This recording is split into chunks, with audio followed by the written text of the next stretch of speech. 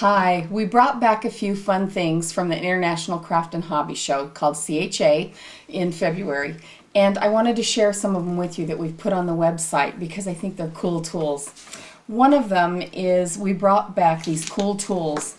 The company calls these paint tools. We're going to call them paint movers. If you'll notice, they look a lot like ceramic tools, but they're not. They're very soft and flexible, and they're made for moving paint around, and they do some cool things if you like to do textural work.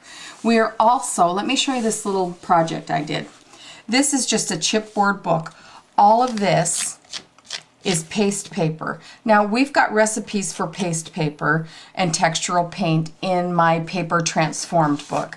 And I don't know what page it's on. This is Paper Transformed, but there are quite a few paste paper recipes. The one that we're going to use today is the spackle paste. Now, a few tips about making paste paper with spackle. Isn't it lovely? One of the things I've done with this is I followed the spackle paper recipe, but I've added something. I've added an acrylic retarder.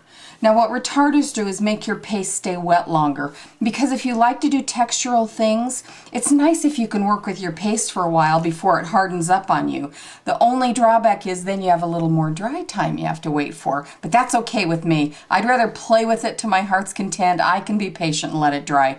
You can also hit this paste with a heat gun, and that will sort of quicken the process. So this is spackle paste. The recipe's in Paper Transform, but it's really easy. It's spackle. It has some clear acrylic gel and some acrylic retarder in it, and some water to get it the right viscosity that I wanted. And there you have it.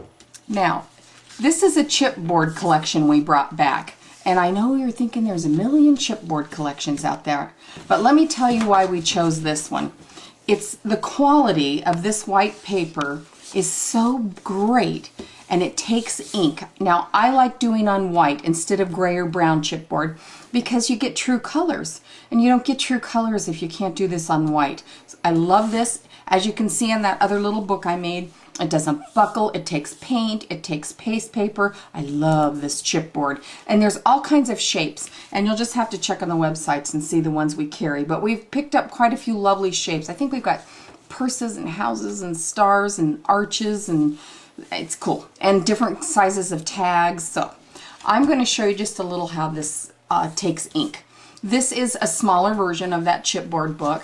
And I'm just going to do a little direct to paper here. This is, I think I'm using all Distress inks here.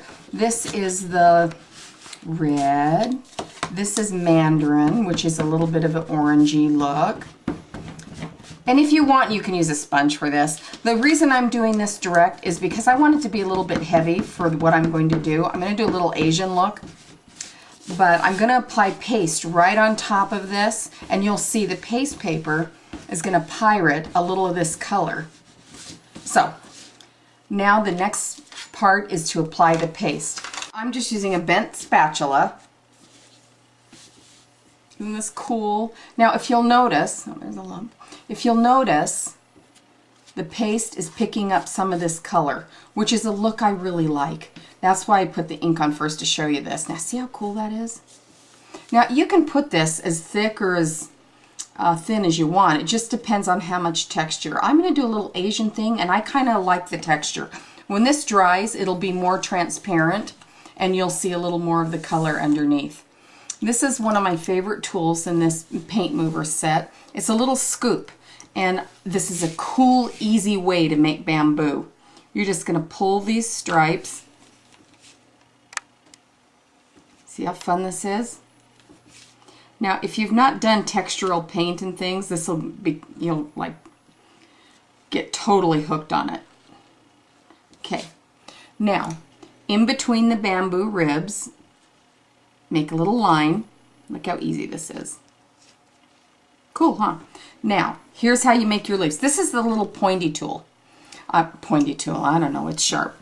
But look, you tip it in and then press down and drag and lift. Isn't that a great bamboo leaf? Tip, down, lift. You come in with the tip, press, and lift. You don't have to do anything else. These tools will do all this cool textural work for you. But see how the paint shows through? Is this a fun technique? And there's 5 of these tools, and they all make a different pattern. One of them is a nice chisel. You can make wavy lines. I'll see if I can show you some of that later. But this needs to dry now. I'm going to take a heat gun to it, so we're going to break away so I can show you some more things with the paste paper. We've dried this up with the heat gun a little. Isn't this beautiful? And you see how more transparent it gets? I love this paste paper when you put it's got to be a dye-based ink first, then the paste paper, and you get all this like exchange of color. Oh, it's so great. Now, if I wanted to give this a little more dimension, I got a sponge here, and I'm just going to take a little bit of a dye-based ink and sort of hit the edges.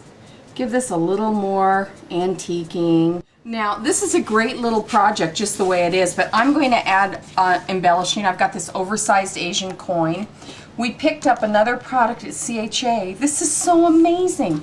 This is an embellishment glue stick. It's so cool. It will actually connect metal, wood, leather, all kinds of cool things. And because this piece is a little textured, I'm kind of slathering it on, but this is going to give you a permanent bond. What I like that it's in a glue stick, it's so much easier to use, and I am so tired of fixing nozzles. When the ultra tacky glues, do you know how you have to clear the nozzle? So that's going to dry permanent and hard. I'm going to throw some embellishing on here, and if you want, you can do a little over stamping on this paste paper. This is a little dragon that comes from one of our kits. He's very decorative. I like him a lot.